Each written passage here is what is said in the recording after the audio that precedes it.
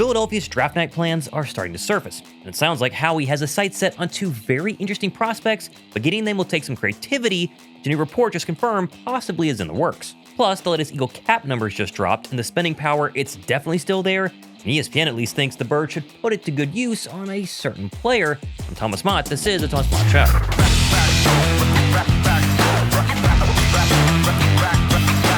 With the NFL draft less than 3 weeks away, a lot is going on behind the scenes, especially with a front office like Philadelphia who prioritizes drafting the best players available instead of positions of need. And at least today, it sounds like they're trying to do maybe both, as draft stocks are already starting to rise and fall for certain players. But of course, the draft isn't everything, as another report also suggests Philadelphia is not done adding via trade.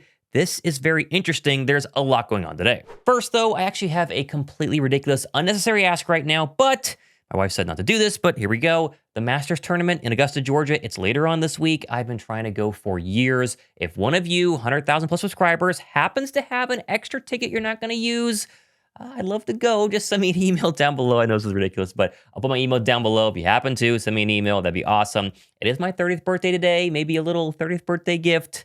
Okay, let's go back to the Eagle news. I just figured I'd put this in there just because I really want to go. Now, golf aside, and back to the reason you actually watched this show, sorry about that, but we actually had a big revelation over the weekend, and it continues to be that the offensive draft plan is gaining steam as the draft approaches in a couple of weeks. As I think a lot of us are expecting defensive players, especially early on in the NFL draft, edge rusher, maybe a safety, of course, offensive line, but skill players are kind of towards the back of a lot of our thoughts. That, however, might not be actually true in terms of inside Philadelphia. Because, according to Zach Berman's new piece in The Athletic this morning, it sure sounds like skill player, weapons, outside receivers are gaining a lot of steam right now inside the Birds locker room. Berman actually wrote, quote, "Look for the draft to be an influx of talent on offense. They're expected to add to that side of the ball early in the draft, but it doesn't sound like the Eagles feel they have a personnel problem on offense." Berman would then go on to write, quote, "On offense, the Eagles will seek more upside at tight end. Draft will be a place to turn for that spot. The decision to bring back Dallas Goedert had more to do with Goedert examining the market, seeing what was available, and then choosing to stay in Philadelphia than the team's long-term plans at that position." And those two quotes to me are pretty interesting, right? I mean, going for offensive skill players early on in the NFL draft, whether it be receiver or tight end. I know Sadiq is the sexy name out there. We'll see if he falls to 23. That would be a great tight end pickup. But I'm really keying in on wide receiver, and it actually sounds like we have two names that Philadelphia is also looking at this week. And yes, before you say anything about A.J. Brown in the comments section, because we don't need a wide receiver, we have Brown.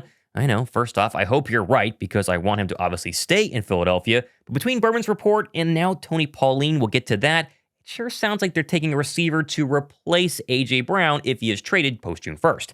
Which also, by the way, Berman did confirm in the same article that all those Ram and Eagle trade talks for A.J. Brown that were very out of the blue and very strange were in fact real and centered around sending Devontae Adams to the Eagles, which again didn't happen, but apparently the two sides talked and that was the possible trade proposed. Very interesting. That would have been an absolutely nuts blockbuster. Also, I want to give a massive shout out to the sponsor of this video, Bear, because if you're like me and you value your sleep, you're going to love Bear. Because since my wife and I brought home our first baby, my routine is basically dad mode 24/7. And on top of that, I'm trying to stay active at the gym or just keep up with the chaos at home. How I personally recover at night dictates how I perform the next day. Thankfully, though, my wife and I have had the Bear Elite Hybrid mattress for a very long time now, and it's been a total dream. This thing is so incredibly comfortable, and thanks to their sleep recovery technology, it keeps us cool at night during these hot summer months. I'm telling you, it is absolutely a game changer. And the quality is so noticeable because my sister actually house sat for us just a couple of months ago. She was asking us, "What mattress do you guys sleep on? I love this thing." I told her, well, it's the Bear Elite Hybrid mattress. Her and her husband got one, and they have been loving it for the past couple of months.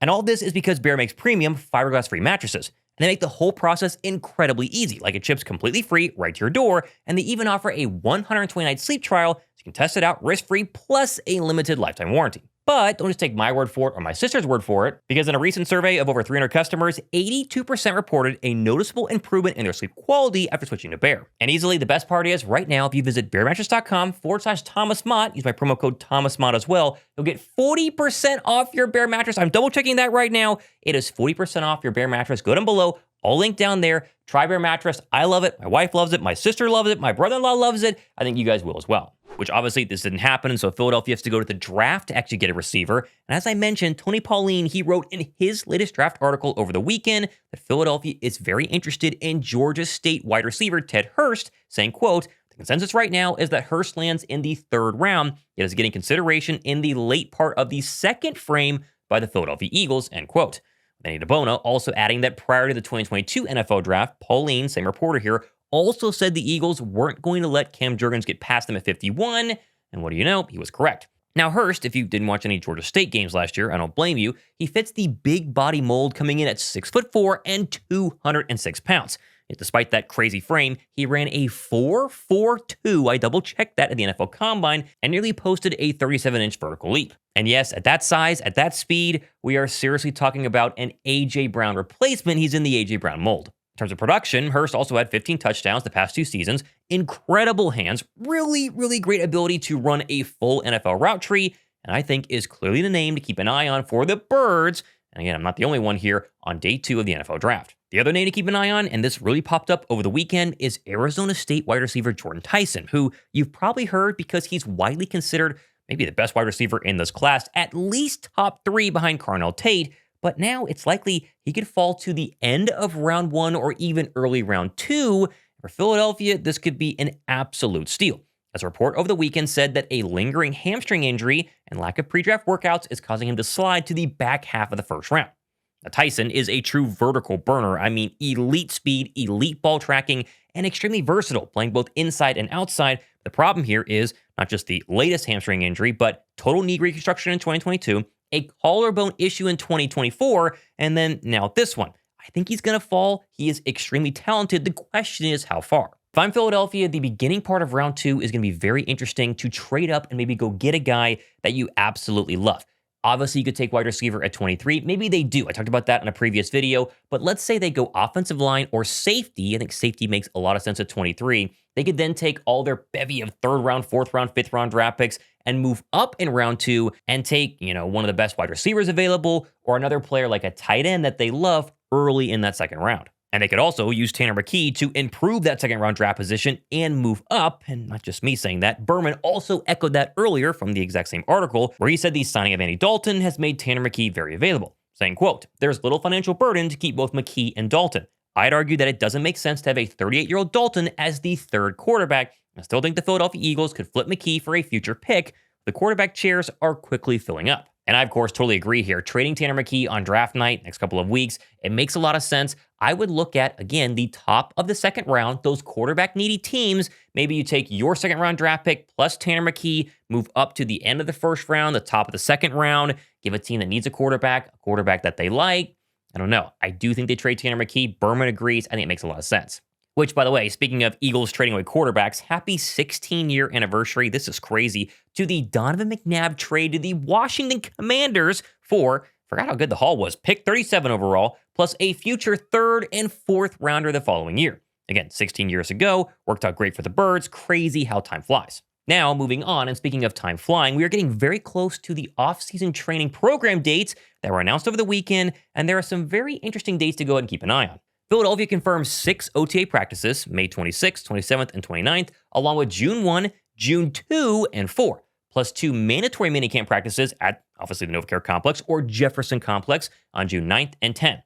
Naturally, all eyes are going to be on those pre-June 1st practices. Will A.J. Brown still be there? Obviously, if he's traded, is he going to be gone after that? This is some very interesting information on the key dates for Philadelphia getting ready for 2026. Likewise, speaking of interesting, and we actually got the official updated post-free agency cap numbers over the weekend. And yes, if you were wondering how much free agent spending money Philadelphia has left, well, they sit at number 7 overall, the 7th most in the National Football League, with almost $35 million in spending money.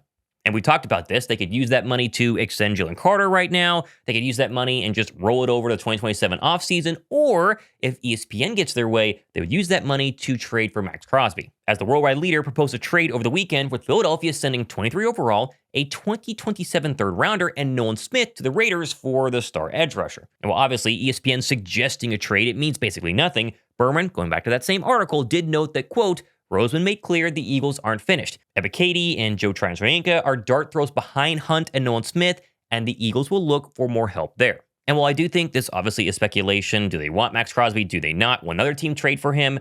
We do know that the more that time goes by, the better his knee is going to actually go ahead and heal up. So there's a very real possibility that he failed his physical, which was still pretty suspect with the Ravens weeks ago. By the time we get to draft night, which is still weeks away, that knee could be much better. Philadelphia could obviously check it out, talk to doctors, make sure you feel okay about the trade, and then pull the trigger for the edge rusher that I think a lot of us feel like would be a perfect fit for the Birds.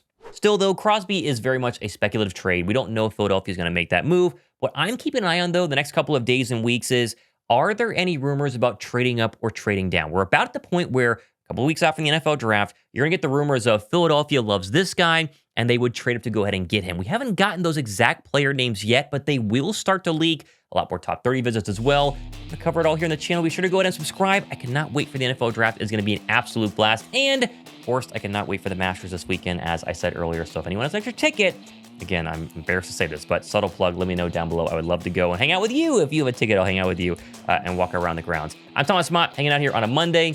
A lot of stuff going on. This has been the Thomas Mott Show.